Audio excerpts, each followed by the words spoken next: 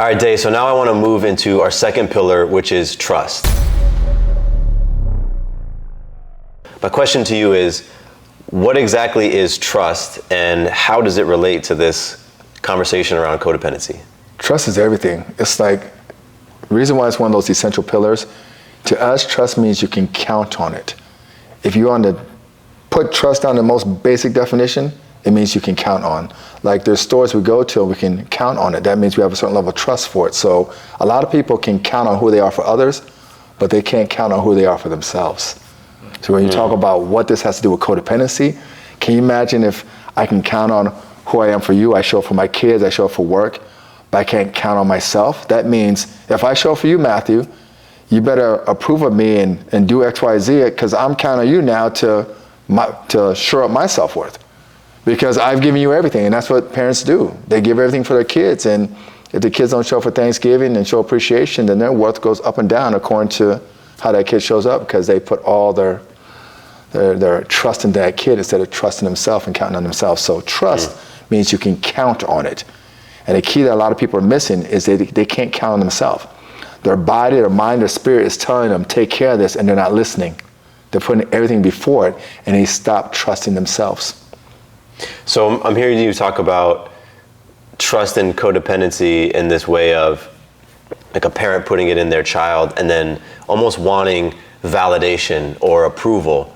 You know, like, I'm doing these things for you now, validate me or acknowledge me or approve of me. And is this how it relates to codependency?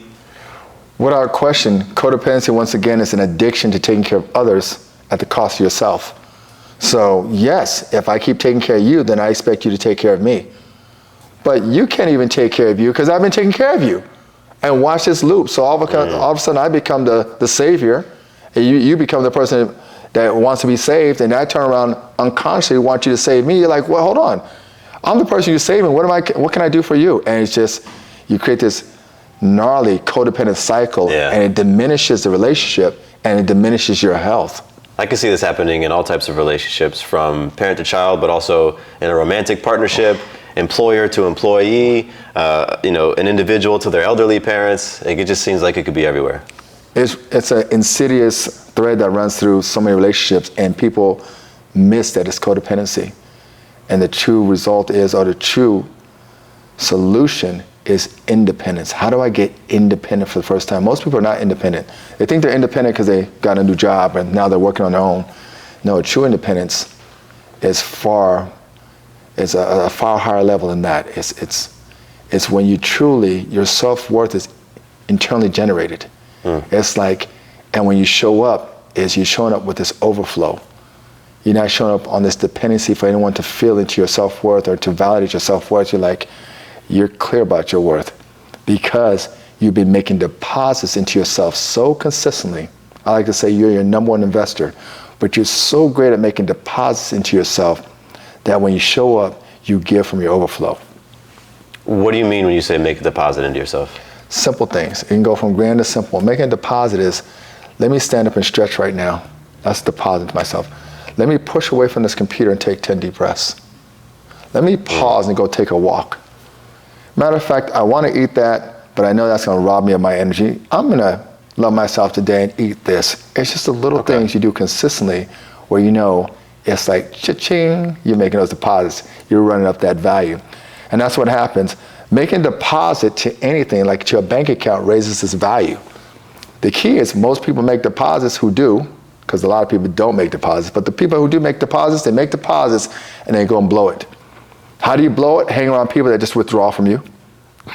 Just doing all those things. So you make it, and then you just go and blow it. All of a sudden, you're still not worth much. Or you're making deposits, but you're married to somebody who just takes, a narcissist, just robbing you. Robbing you of your belief in self, everything, gaslighting you, and it's just taking out all the deposits you just made when you went to the gym or took a walk or hung out with a friend who planted those seeds in you.